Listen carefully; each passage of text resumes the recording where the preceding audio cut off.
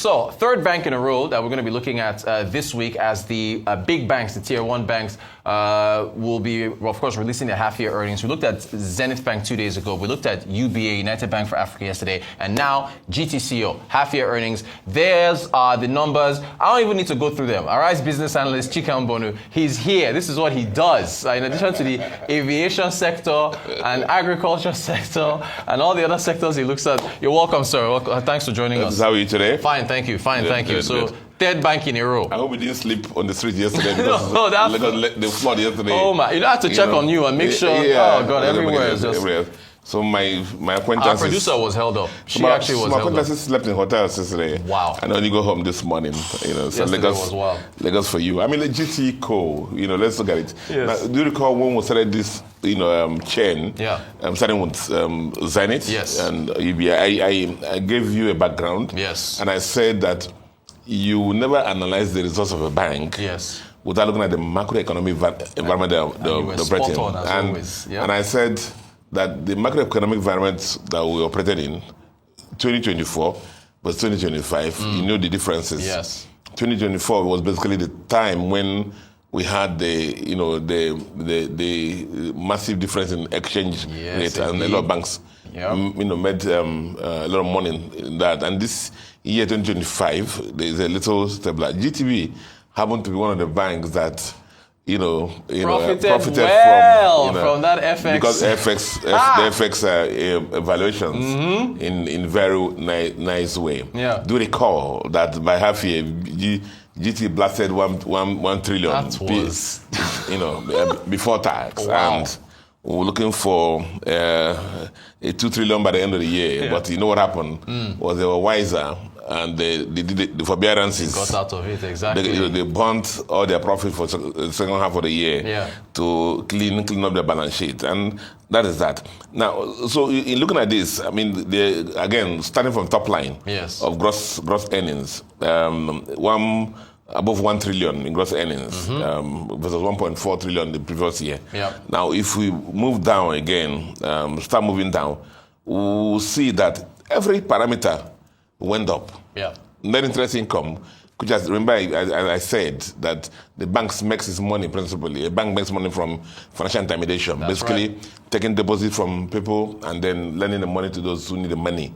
And in that process, making sure the deposit to take lowest rate and then lend money to at a higher rate and make money in that guise.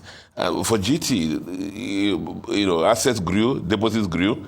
So even though as I was saying in the few seconds, you find that net interest income grew by 29%, which is solid business. Yeah. Net fee income grew by 34%, solid business. These are the core businesses. Yeah. Other income line, that was where the other operating income. Right. Was where the issue. Yeah. And it fell by about 78%. That's huge. Very huge. And then you see, it's going about being huge.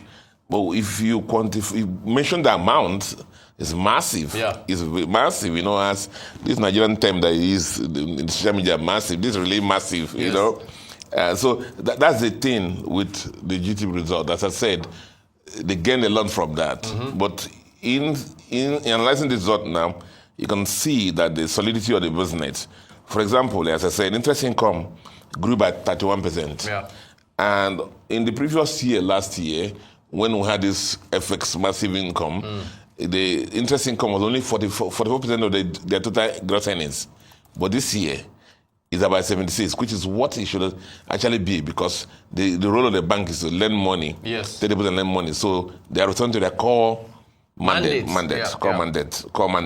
Fees and commissions grew again by, I thought about 3%. Trading gains, grew also. Another good income line, because it shows the skill of the bank in managing their assets. Yeah.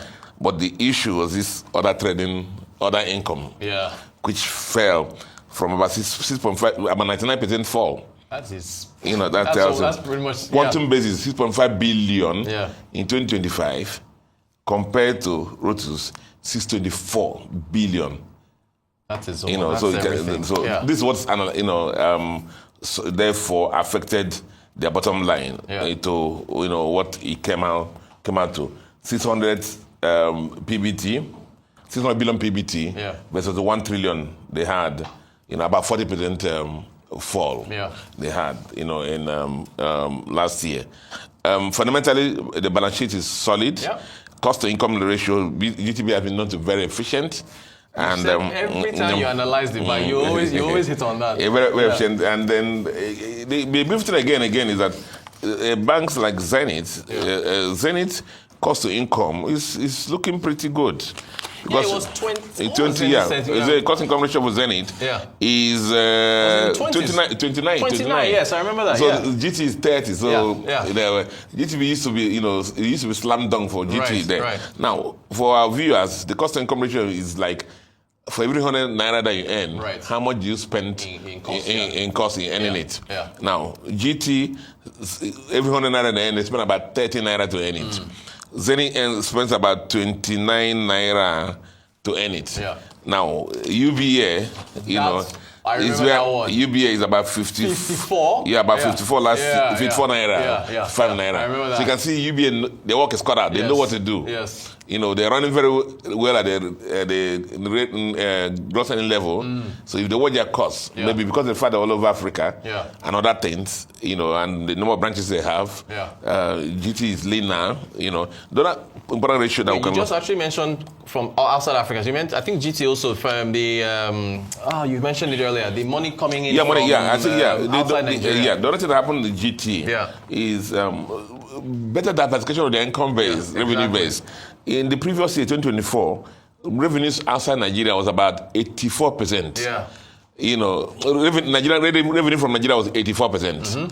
This year, revenue from Nigeria is only 67%. Meaning they're able to get more they get more from Africa, West Africa, Central Africa, East Africa, and then London and so on. So they diversify their income base, so which is very solid, very good for them also, which is very good for them.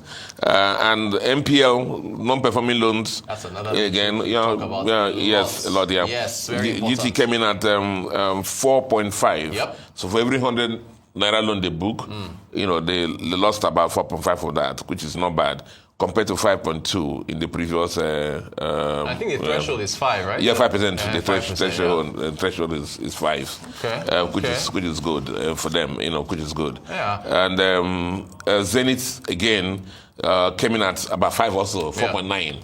4.9 compared to GT's own. So, I mean, I think this is the GT can celebrate about this, because they say our core business is solid. We're focusing on what we're doing. Our net interest income, the margins are fantastic. We're getting deposits. We expanded the deposit base. Our loans are good. Our NPAs are very low. Our fee income from core banking is solid. Now, the other one that I've made, the fluke that we made last year has gone. There's no way they could expect them to repeat that. I'm hoping that maybe by the end of the year, they will hang around 600 billion by half year, maybe 1 trillion by the end of the year. Yeah, it's possible. Possible, because the balance sheets are cleaner now, just like Zenith also is clean, yes. I'm sure, of course, we have to give love to the tier 2 banks when they come out as well. The Fidelity Bank, the FCMB, Sterling, and then we'll look if any of the other listed ones in the title. We'll just bring them up and look at take a look at and see how the environment is affecting. And we still have more tier 1 to come. Access is not there. First Bank is not here yet, and who again? We're on trainer, so Faluna the Fugas. The Fugas, Solid stuff. So look, as always, Arise business analyst Chika, you're still bullish on the recapitalization now that by March of next year, all of them will meet that target. I said it before. I said that I thought our viewers had no need to panic.